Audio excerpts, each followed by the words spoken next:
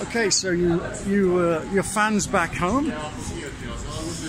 This is some shops in Monaco we're going to. There's Anne and Helen in front. Bruno, unfortunately, had to go back to the apartment to do a little bit of work.